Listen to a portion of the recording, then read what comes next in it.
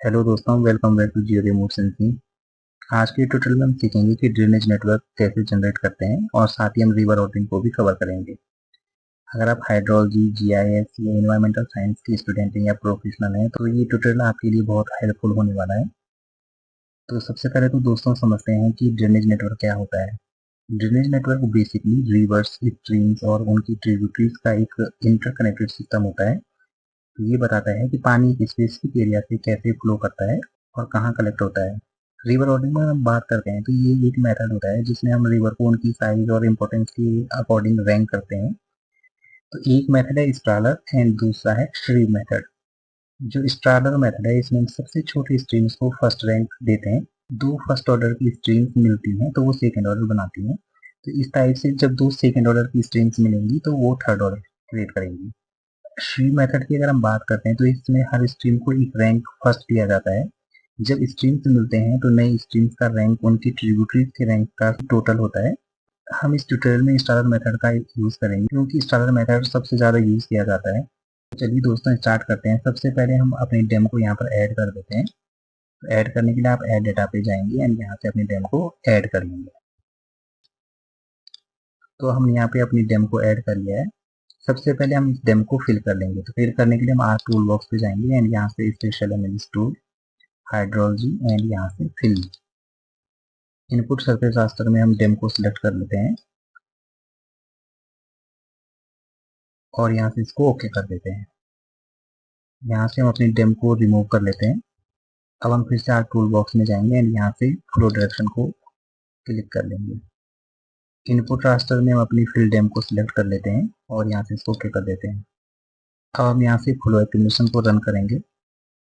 Input raster, flow direction raster and यहाँ से हम इसको ओके कर देते हैं। तो यहाँ पर हमारा फ्लो एक्यूमुलेशन मैप बन करके आ गया है। जब हम फ्लो एक्यूमुलेशन टूल चलाते हैं तो हमें एक रास्टर मिलता है जिसमें हर सेल की वैल्यू होती है।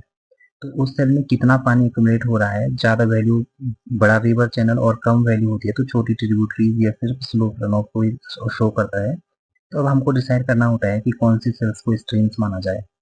तो अब हम फ्लो एक्यूमुलेशन रास्टर से स्ट्रीम्स को एक्सट्रैक्ट करने के लिए कंडीशनल स्टेटमेंट का यूज करना होगा। इसके लिए हम रास्टर कैलकुलेटर का यूज करेंगे। आर टूल बॉक्स में जाएंगे एंड यहाँ पे मैप अलजेब्रा एंड यहाँ से रास्टर कैलकुलेटर को ऑन कर लेंगे। अब हमें यहाँ पर एक थ्रेशोल्ड वैल्यू सेट करना होगा ताकि वही सेल सेलेक्ट हो जहाँ फ्लो एक्यूमुलेशन हमारी थ्रेशोल्ड वैल्यू से ज़्यादा हो। तो यहाँ पर हम condition flow accumulation greater than, आप अपनी स्टडी एरिया के अकॉर्डिंग यहाँ पे थ्रेशोल्ड सेलेक्ट कर सकते हैं। तो मैं यहाँ पे 5000 सेलेक्ट कर लेता हूँ एंड 1। इस कंडीशन का मतलब है कि जितनी भी सेल की एक्यूमुलेशन वैल्यू 5000 से ज़्यादा है तो उन्हें हम एक असाइन करेंगे। इट मीन्स वो हमारी स्ट्रीम्स होंगी। बाकी सब सेल्स को हम 0 या नो डेटा कर देते हैं। यहाँ से हम इसको आउटपुट रास्टर दे देंगे एंड यहाँ से हम इसको ओके कर देते हैं। तो ऐसा नहीं है दोस्तों कि थ्रेशोल्ड वैल्यू बिल्कुल फिक्स ही हो, आप इसको अपने स्टडी एरिया के अकॉर्डिंग कम ज़्यादा कर सकते हैं। अगर आपका स्टडी एरिया स्मॉल है तो आप 200 टू 500 थ्रेशोल्ड भी रख सकते हैं। लेकिन अगर आपका स्टडी एरिया लार्ज बेसिन वाला है तो आप वहाँ पर 1000 टू 5000 भी यूज़ कर सकते हैं। तो इसके लिए ऐसा कुछ नहीं है कि आपको कोई एक फिक्स थ्रेशोल्ड ही रखना है। इसके लिए आप अलग अलग थ्रेशोल्ड भी यूज़ कर सकते हैं। एक बार आपने जैसे 1000 करे और दूसरी बार आप 2000 या 5000 या 500 भी यूज़ कर सकते हैं। तो अभी आप देख सकते हैं कि जो हमारी स्ट्रीम्स थी वो 1 रेट होकर के आ गई हैं और बाकी को इसने नो डेटा करके 0 कर दिया है। तो अगर मैं इनको यहाँ से क्लोज कर देता हूँ तो आप देख सकते हैं कि हमारे पास रिवर्स हैं। इस तरह अगर मैं कलर चेंज कर देता हूँ यहाँ से तो अभी आपको ये विजिबल हो रही होंगी।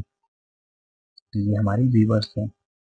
अब हम स्ट्रीम ऑर्डर क्रिएट करेंगे। स्ट्रीम ऑर्डर क्रिएट करने के लिए हम आर टूल बॉक्स में जाएंगे एंड यहाँ से स्ट्रीम ऑर्डर को क्लिक कर लेंगे। इनपुट में हम स्ट्रीम रास्टर को सिलेक्ट कर लेंगे और यहाँ से इनपुट फ्लो डायरेक्शन को हम सिलेक्ट कर लेंगे। इसको आप यहाँ से नेम दे दीजिए स्ट्रीम ऑर्डर। यहाँ से आप देख सकते हैं कि दो मेथड है, एक है स्ट्रालर एंड दूसरा है श्रीव मेथड। तो यहाँ से हम स्ट्रालर मेथड को सिलेक्ट कर लेंगे एंड यहाँ से हम इसको ओके कर देते हैं। तो स्टार्टर मेथड में जैसे मैंने पहले आपको बताया है कि सबसे पहले हम छोटी ट्रिब्यूटरीज को फर्स्ट ऑर्डर देते हैं। दो फर्स्ट ऑर्डर मिलकर के सेकेंड ऑर्डर बनाती हैं और दो सेकेंड ऑर्डर मिलकर के थर्ड ऑर्डर बनाती हैं। लेकिन अगर एक फर्स्ट ऑर्डर या सेकेंड ऑर्डर मिलता है तो रिजल्ट फर्स्ट ऑर्डर ही रहता है। लेकिन अगर हम श्रीव की बात करते हैं तो यहाँ सब स्ट्रीम्स को इनिशियली वैल्यू दी जाती है जैसे सपोज करो 1। जब स्ट्रीम्स मर्ज होती हैं तो वैल्यू ऐड हो जाती है। जैसे अगर दो फर्स्ट ऑर्डर की स्ट्रीम्स मिलती हैं तो 1 + 1 2 हो जाएगा। सपोज करो अगर एक सेकेंड ऑर्डर की और एक फर्स्ट ऑर्डर की स्ट्रीम मिलती है, इट मीन 2 + 1 तो 3 हो जाएगा। 2 ऑर्डर की मिलती है तो 4 हो जाता है। ये बेसिक सा डिफरेंस है स्टारर एंड स्ट्रीम मेथड में। लेकिन स्ट्रीम ऑर्डर में ज़्यादातर स्टारर मेथड का यूज किया जाता है। तो अभी आप देख सकते हैं कि हमारा स्ट्रीम ऑर्डर यहाँ पे क्रिएट हो गया है। तो ये डिस्ट्रिक्ट है, इसमें केवल 4 ही ऑर्डर की स्ट्रीम्स हैं। तो आप देख सकते हैं कि जो ग्रीन कलर की स्ट्रीम्स हैं वो फर्स्ट ऑर्डर की हैं, पर्पल कलर की हैं वो सेकेंड ऑर्डर की, रेड कलर की 3 और 4 कलर को हम यहाँ से इसका कलर चेंज कर लेते हैं। जैसे हमने देखा अभी कि दो फर्स्ट ऑर्डर की स्ट्रीम्स मिलकर के सेकेंड ऑर्डर बनाती हैं और दो सेकेंड ऑर्डर की स्ट्रीम्स मिलकर के फर्स्ट ऑर्डर बनाती हैं। तो हम यहाँ से चेक कर लेते हैं। आप देख सकते हैं कि जो ग्रीन कलर है वो फर्स्ट ऑर्डर का है, तो दो ग्रीन कलर की जो स्ट्रीम्स मिल रही हैं वो सेकेंड ऑर्डर क्रिएट कर रही हैं। तो यहाँ से ये सेकेंड ऑर्डर हो रहा है। उसके बाद आप देख सकते हैं कि दो सेकेंड ऑर्डर मिलकर के थर्ड ऑर्डर क्रिएट कर रहे हैं। तो उसके बाद ये आगे जा रही है, तो इसलिए फर्स्ट ऑर्डर फिर से मिल रहा है, लेकिन ये तब भी थर्ड ऑर्डर ही है। उसके बाद ये आगे जा रही है, तो आप देख सकते हैं कि यहाँ से एक थर्ड ऑर्डर की स्ट्रीम्स आ रही है। ये दोनों यहाँ पे मिलती हैं तो यहाँ से ये फोर्थ ऑर्डर क्रिएट कर रही है। तो ये है स्टारर मेथड जिसमें दो फर्स्ट ऑर्डर की स्ट्रीम्स मिलकर के सेकेंड ऑर्डर बनाती हैं और दो सेकेंड ऑर्डर मिलकर के थर्ड ऑर्डर बनाती हैं, so on and so fourth. तो ये हमारे पास अभी रास्टर में है, तो अब हमें इनको शेप फाइल में कन्वर्ट करना होगा। यहाँ से मैं डिस्ट्रिक्ट की शेप फाइल ऐड कर लेता हूँ। अब हम इनका वेक्टर कन्वर्जन कर लेते हैं। इसके लिए हम सर्च टूल बॉक्स में जाएंगे एंड यहाँ पे सर्च करेंगे stream to feature.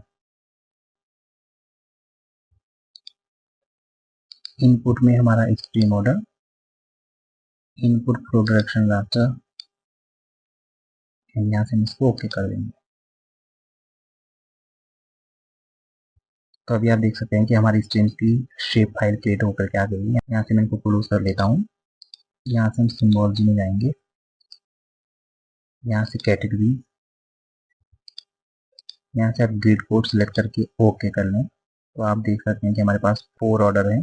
First order में 327 स्ट्रीम्स हैं, सेकेंड ऑर्डर में 162 और थर्ड में 98 एंड 19। तो आप देख रहे हैं कि जैसे जैसे स्ट्रीम्स ऑर्डर इंक्रीज हो रहा है वैसे वैसे जो इस नंबर ऑफ स्ट्रीम्स यहाँ पे कम होती जा रही हैं। तो यहाँ से हम कलर चेंज कर लेते हैं। जो हमारी फर्स्ट ऑर्डर की स्ट्रीम्स हैं उनको हम ग्रीन कर लेते हैं।